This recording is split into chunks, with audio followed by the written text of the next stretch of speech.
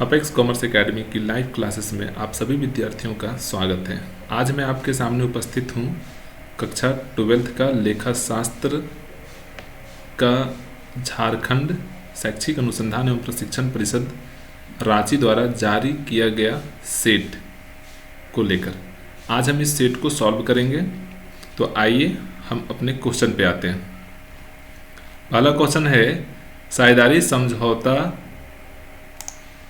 हो सकता है मौखिक, लिखित, मौखिक या लिखित और इनमें से कोई नहीं। तो इसका राइट ऑप्शन होगा मौखिक और लिखित।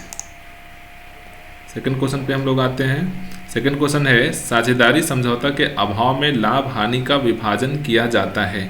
तो पहला ऑप्शन है बराबर बराबर, पूंजी के अनुपात में, समझौते के अनुसार, इनमें से कोई नहीं। तो साझेदारी संलेख के अभाव में लाभ हानि का बंटवारा बराबर बराबर किया जाता है। तीसरा क्वेश्चन है, साझेदारी संलेख के अभाव में साझेदार को अधिकार नहीं है सैलरी का, कमीशन का, इंटरेस्ट ऑन कैपिटल का और ऑल ऑफ दिस। तो इसमें हो जाएगा ऑल ऑफ दिस, उपरोक्त सभी का। किसी का भी अधिकार नहीं है अगर उन्होंने साझेदारी संलेख नहीं बनाया है तो। 4 नंबर क्वेश्चन पे आते हैं, पुनर्मूल्यांकन खाता या लाभ हानि समायोजन खाता है व्यक्तिगत खाता, नाममात्र खाता, वास्तविक खाता और इनमें से कोई नहीं। तो इसका राइट ऑप्शन होगा नॉमिनल अकाउंट, नाममात्र खाता। 5वां क्वेश्चन है, वर्तमान साझेदारों के लाभ हानि अनुपात में परिवर्तन से होता है। वर्तमान साझेदारों के लाभ हानि अनुपात में परिवर्तन से होता है फर्म का पुनर्मूल्यांकन, फर्म का पुनर्गठन, फर्म का समापन और इनमें से कोई नहीं। तो इसका राइट ऑप्शन होगा फर्म का पुनर्गठन। 6ठा नंबर क्वेश्चन है, ABCD लाभ हानि को बराबर बराबर बांटते हुए साझेदार है। उन्होंने अपने लाभ विभाजन अनुपात को 2-2-1-1 में परिवर्तित कर लिया। C का C कितना त्याग करेगा ये आपको बताना है। तो इसका जो राइट ऑप्शन होगा ये होगा 1/6। आप इसका फॉर्मूला यूज कर सकते हैं, जैसे कि क्वेश्चन में लिखा हुआ है ना कि ABCD लाभ हानि को बराबर बराबर बांटते, यानी कि 1-1-1-1 का रेशियो होगा और उन्होंने अपने लाभ विभाजन अनुपात को 2-2-1-1 में परिवर्तित कर लिया। तो C कितना त्याग करेगा, तो आप इसको निकाल सकते हैं। त्याग रेशियो यानी कि सेक्रीफाइसिंग रेशियो मीन्स हो जाएगा new ratio minus old ratio. तो न्यू रेशियो और ओल्ड रेशियो को सेट करिएगा तो आपका ये मान आएगा। 7 नंबर क्वेश्चन है, जब पुस्तकों में ख्याति ना हो और ख्याति खाता खोला जाए तो किस खाते को डेबिट किया जाएगा। पहला ऑप्शन साझेदारों के पूंजी खाते, ख्याति, रोकड़ और संचय। तो आप लिखेंगे साझेदारों के पूंजी खाते, इसका राइट ऑप्शन है, आंसर है। और 8 नंबर है, सामान्य लाभ पर औसत लाभ का अधिक कहलाता है। सामान्य लाभ पर औसत लाभ का अधिक कहलाता है अधिलाभ, निश्चित लाभ, असामान्य लाभ, सामान्य लाभ। तो इसका जो करेक्ट आंसर होगा वो होगा आपका अधिलाभ यानी कि सुपर प्रॉफिट। 9 नंबर क्वेश्चन पे आते हैं, एक फर्म का औसत लाभ 60,000 रुपये है, विनियोजित पूंजी पर प्रत्येक की दर 12.5% है। फर्म में कुल विनियोजित पूंजी 4 लाख रुपए थी। अधिलाभ के 2 वर्षों के क्रय के आधार पर ख्याति होगी। तो आपको यहाँ पे गुडविल का फॉर्मूला यूज करना है, इस फॉर्मूला को यूज करिएगा। तो इसका जो राइट ऑप्शन आएगा वो आएगा 20,000 रुपया। ठीक है, चलिए हम लोग नेक्स्ट क्वेश्चन पे फिर से आते हैं। साझेदार के प्रवेश पर पुराने तुलन पत्र में दर्शाए गए संचय हस्तांतरित करेंगे। सभी साझेदारों के पूंजी खाते में, नए साझेदारों के पूंजी खाते में, पुराने साझेदारों के पूंजी खाते में और इनमें से कोई नहीं। तो इसका राइट ऑप्शन होगा पुरानी साझेदारों के पूंजी खाते में। 11 नंबर क्वेश्चन है, त्याग अनुपात निकाला जाता है साझेदार की मृत्यु पर, एक साझेदार के अवकाश ग्रहण करने पर, एक साझेदार के प्रवेश पर, इनमें से कोई नहीं। इसका राइट ऑप्शन होगा एक साझेदार के अवकाश ग्रहण करने पर, प्रवेश करने पर। 12 नंबर क्वेश्चन है, ए और बी साझेदार है जो 5/3 में लाभ हानि बांटते हैं। वे सी को 3/10 भाग के लिए फर्म में शामिल करते हैं। यदि सी 1/5 भाग ए से और 1/10 भाग बी से लेता है तो नया लाभ विभाजन अनुपात होगा।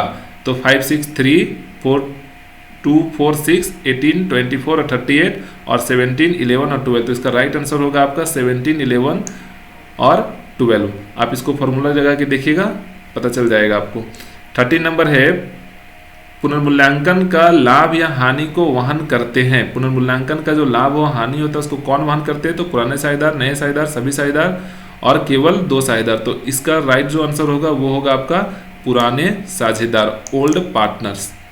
अगला क्वेश्चन पे आते हैं, साझेदारों के पूंजी खाते के प्रारंभिक शेष पर क्या निकाला जाता है। साझेदारों के पूंजी खाते के प्रारंभिक शेष पे क्या निकाला जाता है, तो पहला ऑप्शन है पूंजी पर ब्याज, दूसरा ऑप्शन है आहरण पर ब्याज, तीसरा ऑप्शन है ड्रॉविंग्स यानी कि आहरण, और चौथा ऑप्शन है हानि में हिस्सा। तो इसका जो राइट आंसर होगा वो होगा पूंजी पर ब्याज। 15 नंबर क्वेश्चन है, नए साझेदार द्वारा ख्याति के लिए लाई गई नगद राशि वर्तमान साझेदारों द्वारा किस अनुपात में बांटी जाती है। फर्स्ट ऑप्शन है लाभ विभाजन अनुपात, सेकंड ऑप्शन है पूंजी अनुपात, थर्ड ऑप्शन है त्याग अनुपात, और इनमें से कोई नहीं। तो इसका राइट जो आंसर होगा वो होगा आपका त्याग अनुपात। 16 नंबर क्वेश्चन में देखिए, एक्स वाई और जेड एक फर्म में बराबर के साझेदार है। जेड फर्म से अवकाश ग्रहण करता है। जेड और वाई के बीच लाभ विभाजन अनुपात 1:2 है। लाभ प्राप्ति अनुपात होगा। तो इसका जो एक्चुअल आंसर होगा वो होगा आपका 1/3, केवल 1/3। 17 नंबर क्वेश्चन है, एक साझेदार के अवकाश ग्रहण करने के समय अपलिखित संपत्तियों का समव्यवहार किस प्रकार किया जाता है। पुनर्मूल्यांकन खाते का क्रेडिट सिर्फ अवकाश ग्रहण करने वाले साझेदारों के पूंजी खाते के क्रेडिट, पुनर्मूल्यांकन खाते का डेबिट साझेदारों के पूंजी खाते को जमा। तो इसका जो एक्चुअल आंसर होगा वो होगा पुनर्मूल्यांकन खाता का खाते में क्रेडिट। 18 नंबर क्वेश्चन देखिए, इस क्वेश्चन में लिखता है, ए बी और सी साझेदार है जो 2:1 के अनुपात में लाभों को बांटते हैं। बी के अवकाश ग्रहण करने पर ख्याति का मूल्यांकन 30,000 रुपये किया गया। बी की क्षतिपूर्ति के लिए ए एवं सी का अंशदान ज्ञात करें। तो पहला बोला 20,000 और 10,000, यहाँ हो जाएगा 8,000, 4,000 और कोई अंश नहीं, और लास्ट ऑप्शन है 15,000, 15,000। तो इसका जो एक्चुअल आंसर है वो होगा 15,000 और 15,000। 19 नंबर क्वेश्चन है, ए बी और सी एक फर्म में साझेदार है। यदि डी नए साझेदार के रूप में प्रवेश करता है तो पुरानी फर्म का विघटन होगा, पुरानी फर्म तथा पुरानी साझेदारी का विघटन होगा, पुरानी साझेदारी पुनर्गठित होगी, और इनमें से कोई नहीं। तो इसका जो एक्चुअल आंसर है वो होगा पुरानी साझेदारी पुनर्गठित होगी।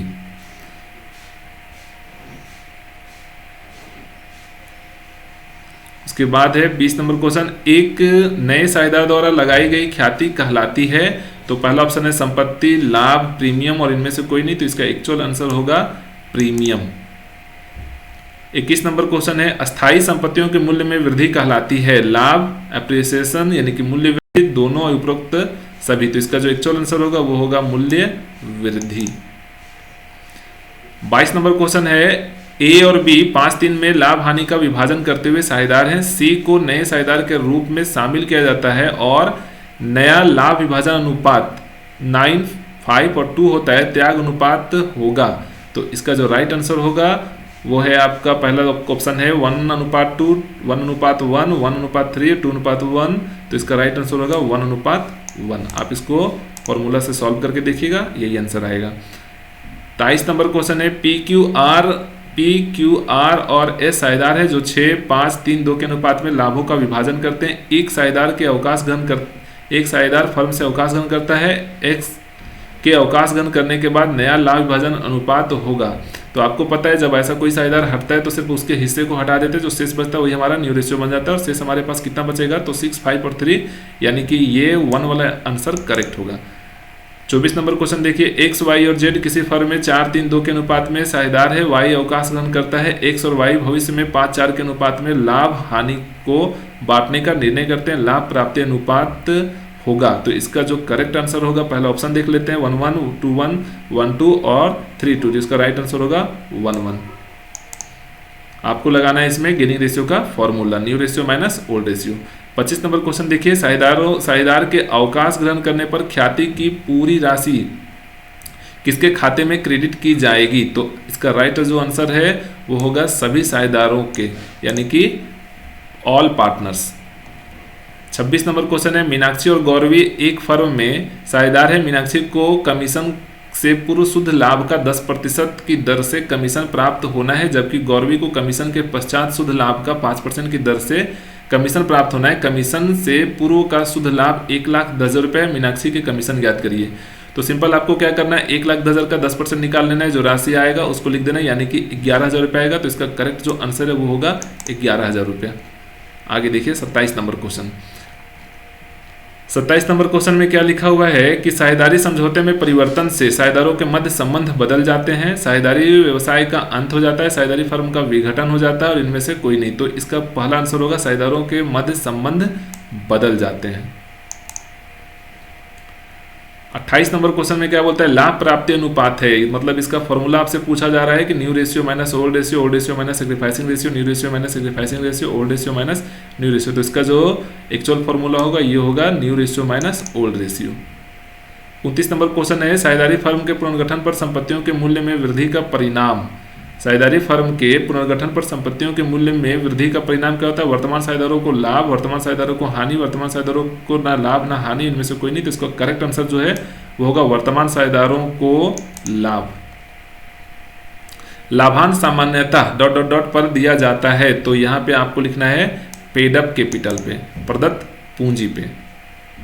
31 नंबर क्वेश्चन है, अधिकार अंश निर्गमित किए जाते हैं प्रवर्तकों को सेवा के लिए, परिवर्तनीय ऋण पत्रों के धारकों को, विद्यमान अंशधारियों को, उपरोक्त सभी। तो इसका करेक्ट आंसर जो होगा वो विद्यमान अंशधारियों को, एग्जिस्टिंग शेयर होल्डर्स को।